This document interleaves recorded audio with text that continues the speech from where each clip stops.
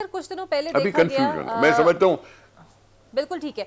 बिलावल भुट्टो जरदारी की जानिब से भी और पीपल्स पार्टी की जानिब से ही अब हर दूसरे महीने कभी तनकीद खासी हो रही है, कभी हुकूमत पर होती है, कभी मरीम नवाज पर होती है और बड़े सख्त अल्फाज में भी होती है। तो लेकिन मुस्लिम लीग नून अभी तक आपकी इस तनकीद का जवाब नहीं देती, खामोश है। क्या बहुत ज़्यादा ग्रेव तहफ़्फ़ुज़ात हैं पीपल्स पार्टी को, और क्यों नून लीग अमल नहीं कर रही अगर आपके साथ कोई ऐसा मुआहदा हुआ है उनका? तो हमने खुल के बताया था कि हमारा मुआहदा हुआ था कि जी हमारी जो पाकिस्तान की डेवलपमेंट है वो हमारे मशवरे के साथ की जाएगी। इसमें कोई कबाहत तो नहीं है। हम उनकी हुकूमत को सपोर्ट कर रहे हैं, असेंबली में उनको वोट दे रहे हैं, उनकी मेजॉरिटी को कायम कर रहे हैं और हमसे मुआहदा हुआ है। अगर मुआहदा हुआ है तो वो तो पाकिस्तान की डेवलपमेंट के लिए है ना। हमने वजारतें तो मांगी नहीं है।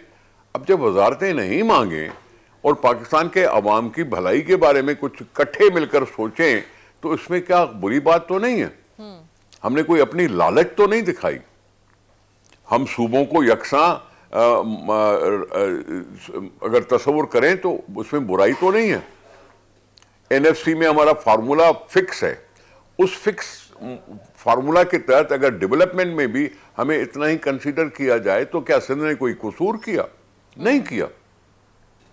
एनएफसी का फार्मूला है ना, 52% ही पंजाब ले जाएगा, 25% सिंध मिलेगा, 12% केपी को मिलेगा, फला % बलूचिस्तान को मिलेगा। अगर ये एनएफसी का फार्मूला है तो सिंध भी तो पाकिस्तान का हिस्सा है। अगर उसके लिए हम हक उतना ही मांगते हैं जितना हमें मिलना चाहिए तो इसमें कोई बुरी बात तो नहीं है। क्योंकि पिछली हुकूमतों में कभी ये होता था कि जब इमरान खान की हुकूमत थी तो ज्यादातर केपी में स्कीम चलती थी, केपी को फंड दिए जाते थे। फंड्स कहां गए, केपी में तरक्की हुई नहीं हुई, आपको मालूम है, मुझे नहीं मालूम। पंजाब बड़ा सूबा है, वो ज्यादा मांगता है। हम भी कम नहीं है, हम भी मांगते हैं। इसमें कोई बुरी बात तो नहीं है। पाकिस्तान के ऊपर कर्जाजात हैं अपनी जगह पे।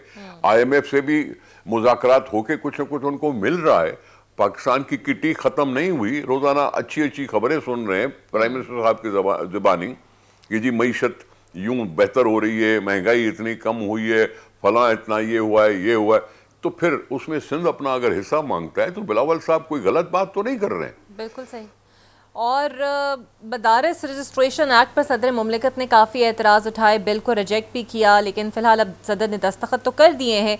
आपको लगता है कि अगर ये एतराज़ात वाकई इतने संजीदा थे तो फिर बिल को क्यों सियासत का निशाना बनाया गया?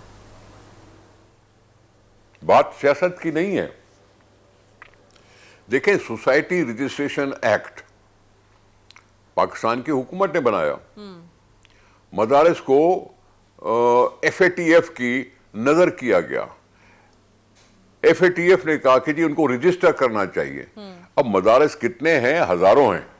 हजारों को रजिस्टर करने में क्या कबाहत है? वहां पढ़ाई होती है ना, और पढ़ाई होती है तो हम भी तो दीनी तालीम हासिल करते हैं और वो भी करते हैं।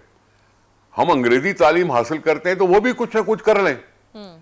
क्योंकि आखिर जाके एचएससी में फैसला होता है कि जी मदारिस की जो तालीम है उसकी जो डिग्री है वो फलां डिग्री के बराबर है या नहीं है। जब आगे जाके फिर आपस में मिल ही जाते हैं तो फिर रजिस्ट्रेशन करना बुरी बात तो नहीं है ना। अब वो मरहले खत्म हुए, सिग्नेचर हो गए। अब उनके शायद मैं समझता हूं सूबाई असेंबलियों में कुछ ना कुछ होना है, उसमें भी हो जाएगा। उसी लिहाज से हो जाएगा जिस तरह से कौमी असेंबली में हुआ है, पार्लियामेंट में हुआ है। हम भी उसी खुतूत पे कुछ ना कुछ करने की कोशिश करेंगे। बिल्कुल सही। रजिस्टर कराना बुरी बात नहीं है।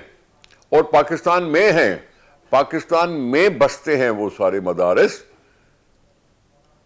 रजिस्टर कराना बुरी बात नहीं है। और तो उन्होंने मान लिया है, जेयूआई ने भी मान लिया।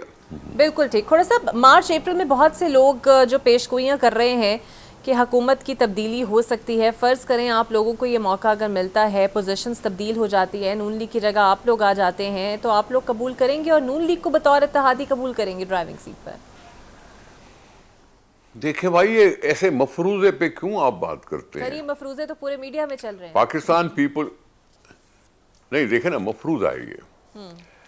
हमसे बड़ी पार्टी पीएमएलएन है कौमी असेंबली में।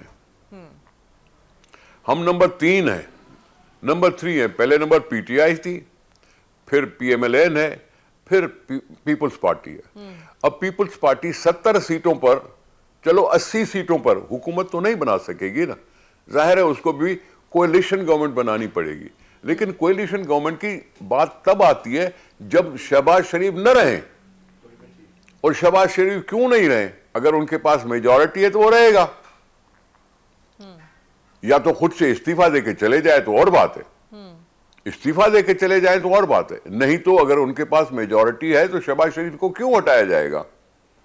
और अगर उसको हटाया नहीं जाएगा तो पीपल्स पार्टी कैसे आएगी? इसलिए मैं इसको मफरूजा कहता हूं।